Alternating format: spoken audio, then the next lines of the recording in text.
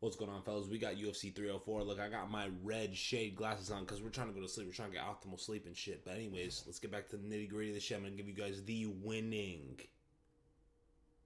picks for UFC 304. You can go ahead and thank me later. So first things first, we got Arnold Allen versus Giga. Look, this is a real simple. This one to me, at face value, it's not a tough pick. Look, Giga at like plus 210 or whatever he's at is tempting, and I understand that. You know, any fight at plus 210 when it's going to be a competitive fight is a tough one to take. Arnold Allen's going to win this fight, though, and I'll tell you why. Arnold Allen is just a more well-rounded fighter. You have to understand that Giga got his ass beat by Calvin Kattar. I understand it was about 2 years ago, but I watched Calvin Kattar get tombstone pile drived by Aljamain Sterling. I watched it on live television. On live pay-per-view.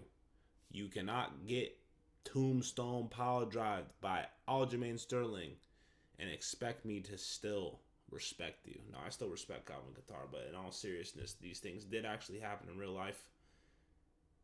And Giga got smoked by that man. Smoked by him. Calvin Kattar was pinging Giga with elbows and all different sorts of things. We were there. I hope you were there. I was there. It was ugly. Arnold Allen, very all-around guy. He's like the Mario of fighting. And yes, I mean Super Mario. All of his stats are right in the middle. He's decent at striking. He's decent at wrestling. He's decent on the ground. He's decent at about everything.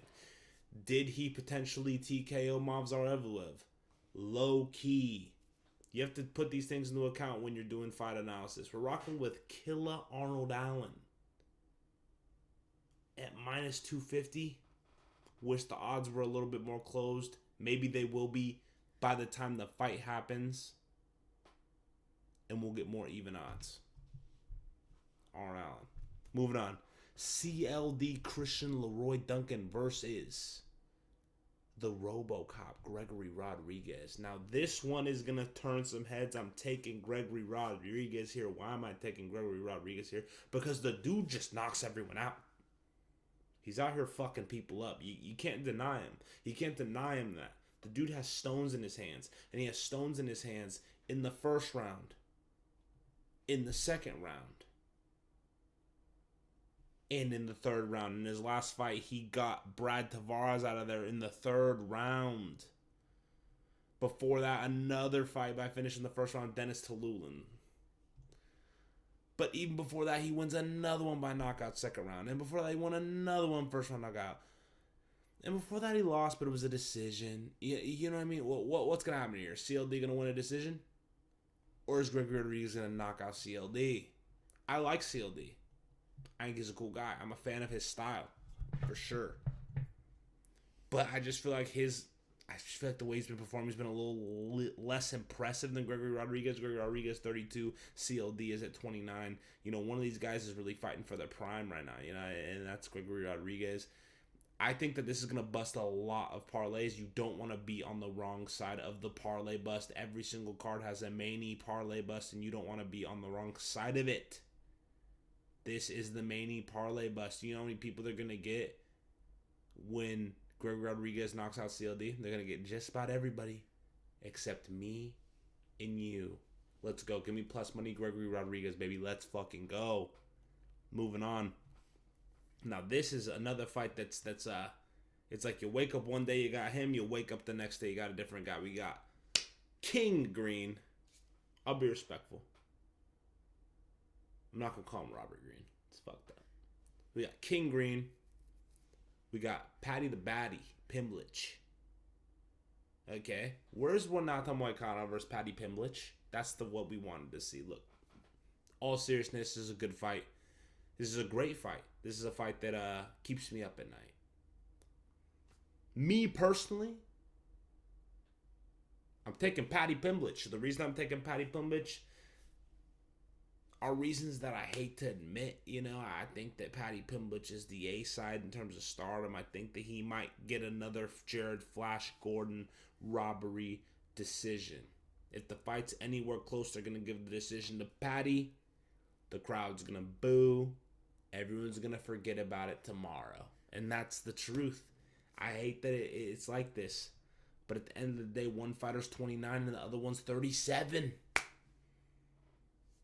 Paddy Pimblett might just win this via wrestling. If Paddy's not a fucking idiot, he's going to try to take down Bobby. He's going to keep trying to take down Bobby. He's going to keep trying to take down Bobby. And at some point, it's going to work. Paddy might legitimately win this fight. If he legitimately wins this fight, it's going to be via grapple spam. It's not impossible. I do think it's going to be a good fight. Nonetheless, Bobby Green is a type of guy that is able to strike with the best of them. I'm not sure I could say the same for Paddy. Paddy's kind of framed away from his wrestling in recent fights. I'm not sure why. Maybe it's a skill gap thing. He hasn't wrestled much in the UFC. I think we see more of his wrestling strap in this fight if he wants to win this fight. If he doesn't, he's going to get pinged by 1-2s until he is concussed. I think Paddy's going to play it smart. I think he's going to ride out a decision here over King Green. Give me Paddy the Baddy Pimblett via decision. Moving on, we got Tomm Aspinall versus Curtis Razor Blaydes. Now look, is Tomm Aspinall going to break his leg again? You tell me. I don't think he's going to break his leg. I don't think it's going to happen. I think Curtis Blaydes is still somewhat a threat to Tomm Aspinall. Am I going to take Curtis Blaydes in this fight? No. Tomm Aspinall has looked too good outside of his injury in their last fight for me to pick against him. I'm not picking against Tomm Aspinall until he loses. I'm not doing it. Honestly, if he fights Alex Pereira, I might pick against him. Everyone's kind of everyone doesn't, you don't want to get chommed. You don't want to get chommed. I'm taking Tomm Aspinall against Curtis Blaydes here for the simple fact that Sergey Pavlovich knocked out Curtis Blaydes in one round. Tomm Aspinall knocked out Sergey Pavlovich in one round. MMA math almost never works. But in this case, I think it's going to work. We're talking about heavyweight MMA, not a very consistent niche of MMA. We're going to take Tomm Aspinall. He's faster. He's more athletic. His wrestling is equal to, I'd say it's about equal to Curtis Blaydes, but he's a more athletic guy. And also, Tomm Aspinall is a natural heavyweight. There's not going to be a weight discrepancy here or anything crazy like that. Give me Tomm Aspinall by knockout. I think he might even flex a little bit, take down Curtis Blaydes just to show that he's healthy. I don't know. Hope he doesn't get his ego too out of whack. He might potentially lose again. I don't think it happens though. At the odds at minus 400, it's hard to really put any fighter in your parlay, but you're gonna have to give me Killer Tomm Aspinall. Give me him.